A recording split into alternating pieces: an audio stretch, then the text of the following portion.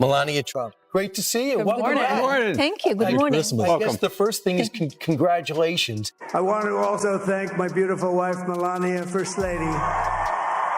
In the relentless, often sensationalized world of daytime television, where opinions clash and controversies ignite, there exists a show that has long prided itself on pushing boundaries: The View. But imagine for a moment if this very show, accustomed to dissecting and judging others, suddenly found itself facing a judgment of its own, a legal earthquake so colossal, so utterly devastating, that it threatened to not just shake its foundations, but to obliterate them entirely. This isn't a hypothetical scenario, it's the stark reality that unfolded when former First Lady Melania Trump, a figure often perceived as enigmatic and reserved, unleashed a legal tsunami, securing a jaw-dropping, almost unbelievable $900 million defamation lawsuit victory against The View and its outspoken co-host, Sunny Hostin. This isn't merely a courtroom triumph, it's a potential extinction-level event for a media institution, a knockout punch that could very well signal the definitive end of The View as we know it, sending seismic shockwaves that are already rippling through the entire media landscape, forcing a long overdue reckoning with the very nature of accountability in the age of opinion-driven news.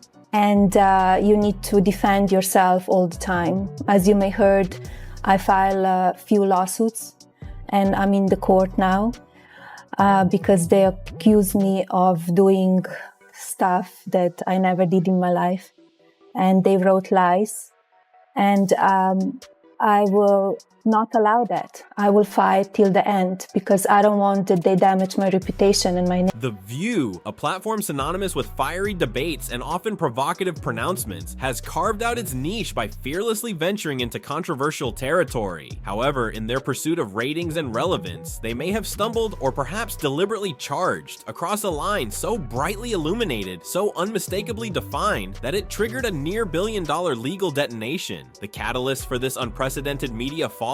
Sunny Hostin, a co-host known for her sharply worded opinions and unwavering self-assurance. In a segment that will now forever be etched in media infamy and is currently costing ABC an astronomical sum, Hostin embarked on a live on-air psychoanalysis of Melania Trump. But this wasn't nuanced commentary, it was a brutal, unsubstantiated character assassination. Hostin, with an air of unwavering conviction, declared to the millions watching that Melania hates her husband, former President Donald Trump. She went further, painting a lurid picture of their marriage as a complete fabrication, a cold, calculated financial arrangement, devoid of genuine affection, a transactional sham masquerading as a loving union, and the most audacious, the most breathtaking aspect of this on-air tirade. Hostin presented this explosive, deeply personal accusation not as a theory, not as speculation, but as unvarnished, undeniable fact, delivered with the unwavering certainty of someone privy to intimate, irrefutable knowledge. The studio audience gasped, social media erupted, but within the studio itself, an eerie silence prevailed. Not a single co-host challenged Hostin's outrageous claims. Instead, they offered nods of agreement, murmurs of assent, effectively rubber stamping this baseless smear, treating this public evisceration of the former First Lady as if it were just another routine segment, another day at the office for The View, where journalistic integrity seemed to take a back seat to sensationalism and unchecked personal agendas.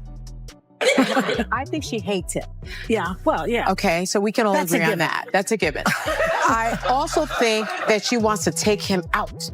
She does not want to be the First Lady anymore. They agree. Yeah. She doesn't want to be the First Lady.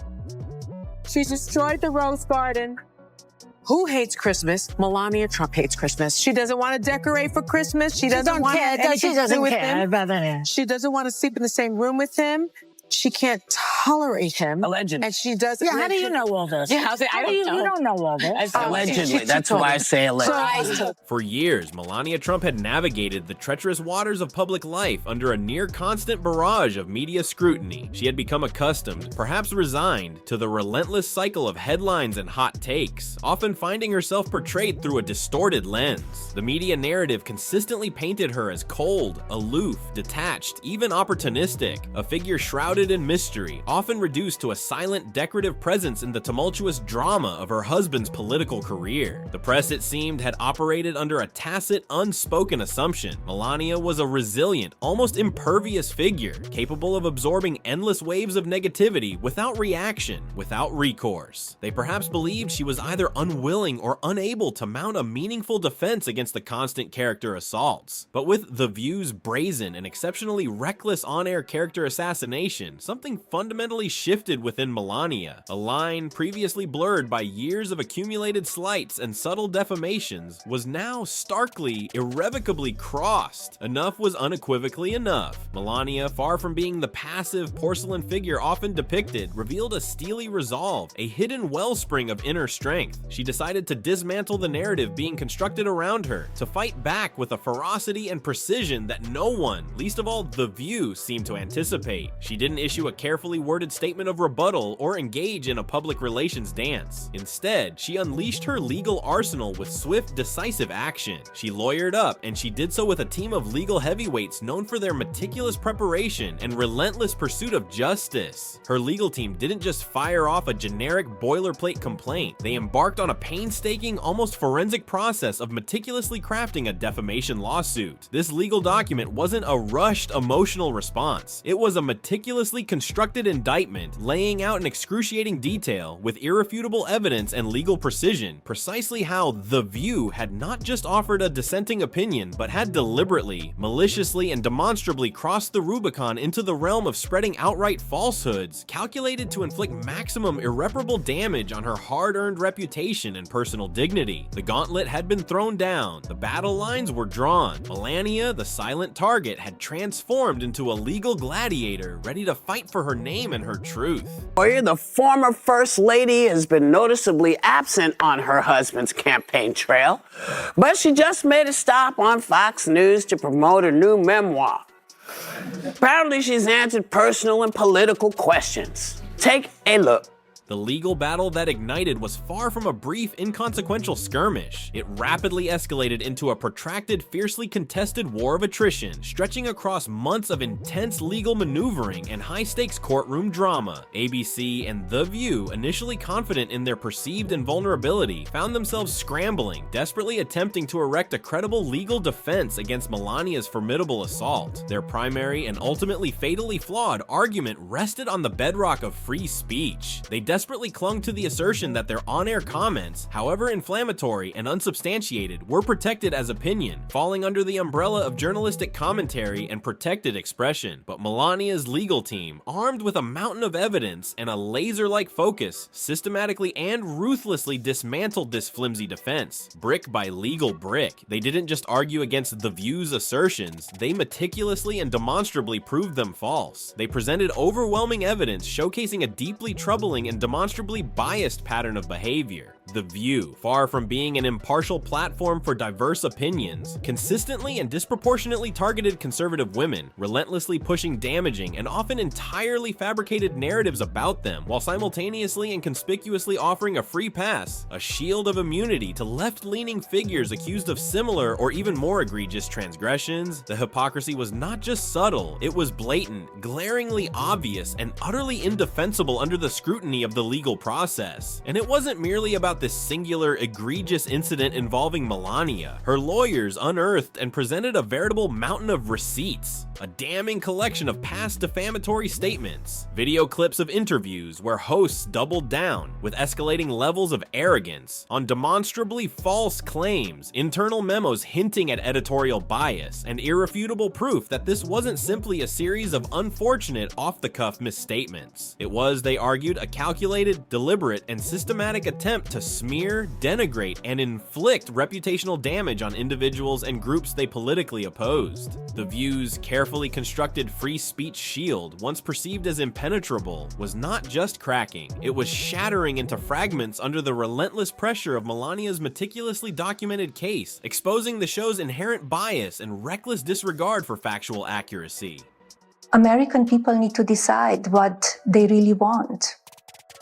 Maybe some strong tweets, but everything else great for this country. As the courtroom drama reached its fever pitch, the air crackled with palpable tension. The jury, sequestered and deliberating, held the fate of The View, and perhaps even the future trajectory of media accountability in their hands. Would they be swayed by The View's increasingly desperate and threadbare excuses? Would they buy into the argument that opinion, no matter how reckless or unfounded, was untouchable? The answer, when it finally arrived, came in the form of a verdict that reverberated like a seismic event, sending shockwaves that continued to tremor throughout the media landscape. The jury didn't just side with Melania, they delivered a resounding, unequivocal, and financially catastrophic condemnation of The View's actions. They awarded Melania Trump an astonishing, almost incomprehensible $900 million in damages. $900 million.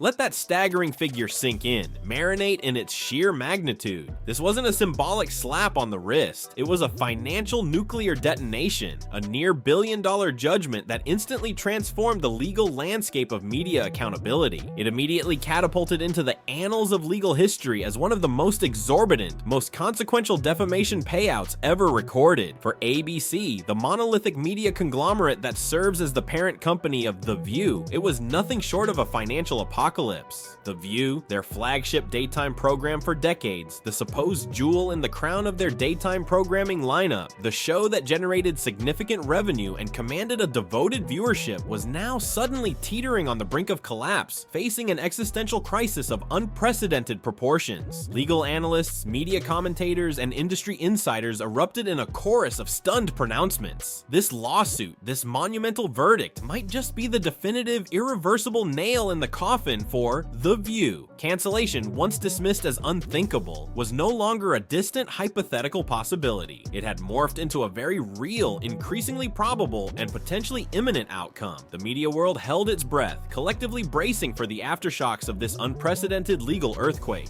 So what do you love most about your husband? His being, his humor, his personality, his kindness. He's very special.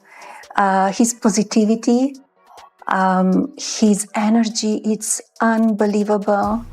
So we have a beautiful relationship. The immediate aftermath of the earth-shattering verdict plunged The View into a state of unprecedented chaos and disarray. The show was, to put it mildly, in free fall. The sheer magnitude of the financial burden, a near billion-dollar judgment, was crippling, threatening to bleed ABC dry and potentially trigger a cascade of financial repercussions across the network. But the monetary damage, as immense as it was, paled in comparison to the profound and potentially irreparable damage inflicted upon their reputation. The very brand of The View, once synonymous with outspoken opinions and lively debate, was now indelibly stained with the mark of reckless disregard for truth and journalistic integrity. Industry insiders, whispering behind closed doors and leaking to trade publications, painted a grim picture. Advertisers, the lifeblood of daytime television, were already quietly, then not so quietly, pulling out their sponsorships, desperate to distance their brands from a show that had just cost its parent company a sum that bordered on the obscene due to demonstrably reckless and defamatory statements. And then there was Sunny Hostin, the architect of this self-inflicted media catastrophe. Let's just say her once vibrant and outspoken public persona vanished almost overnight. Her nights, one could reasonably assume, became a turbulent landscape of sleeplessness and anxiety. Her reckless, unchecked words hadn't just hemorrhaged money from her network's coffers, they had placed her own career directly and perhaps irrevocably in the crosshairs. Unconfirmed reports swirling through media circles suggested that ABC executives were not just furious. They were in a state of near panic, engaged in heated, behind-the-scenes debates, actively and urgently considering the unthinkable, firing Sunny Hostin in a desperate last-ditch effort to mitigate the rapidly escalating damage and salvage what little remained of The View's shattered reputation. Even if, against all odds, she managed to cling precariously to her job, any semblance of credibility, any vestige of journalistic authority she once possessed, was utterly, perhaps permanently, decimated. For years, Sunny Hostin had meticulously crafted and cultivated an image of herself as a moral compass, a voice of reason amidst the chaotic din of opinion, the one holding powerful figures accountable for their words and actions. Now, she stood exposed irrevocably as the very architect of one of the most financially devastating defamation losses in the annals of television history. Who in their right mind could possibly take her pronouncements, her moral judgment, judgments seriously after this monumental self-inflicted debacle. Meanwhile, behind the veneer of forced composure at The View, a palpable atmosphere of fear and uncertainty permeated the studio. The other co-hosts, once seemingly untouchable in their positions of on-air power, were reportedly gripped by a gnawing sense of dread. This lawsuit, this earth-shattering verdict, wasn't just a financial blip, it was a stark, chilling warning shot echoing through the hallowed halls of daytime television. If Melania Trump, a figure they had likely collectively underestimated and perhaps even dismissed, was willing to unleash such a legal onslaught and win with such devastating force, who amongst them, with their own histories of provocative pronouncements and potentially actionable statements, might be next? The reckoning, it seemed, had well and truly begun. What do the two of you like to do for fun